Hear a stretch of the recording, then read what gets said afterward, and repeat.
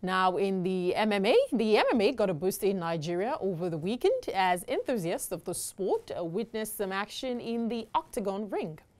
This is the first time an event of this kind will be holding after the sports governing body, the Nigerian Mixed Martial Arts Federation, was recognized by the Federal Ministry of Youth and Sports Development.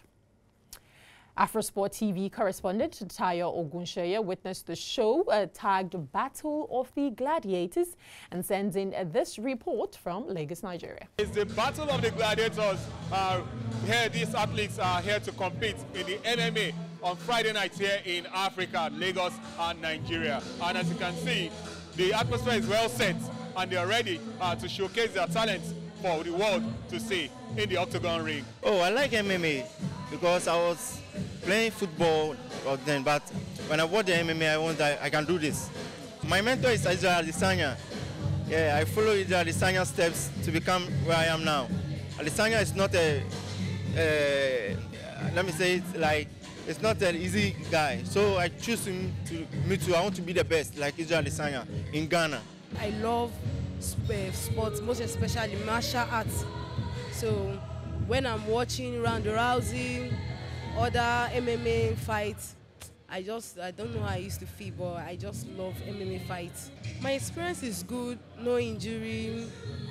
At least it's not every time, but winning is sure. That's what we believe in.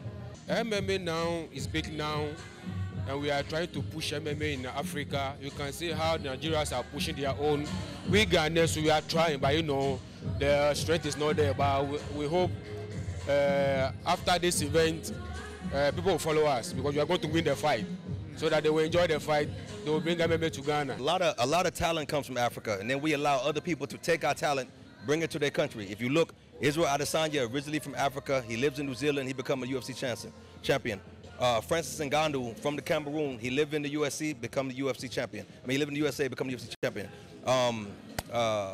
What is it? Kamaru Usman, again, born in Nigeria. You know, so he's on 3 African champions, 2 specifically from Nigeria, and they're some of the best in the world. So what we have to do here is cultivate something where athletes don't feel like they need to go to another country. They can stay home, and then all of their accolades can go to the people. The economy will be improved. So now it brings a lot of resources. So these events are very important for the Nigerian community and also politicians and everyone to kind of get behind.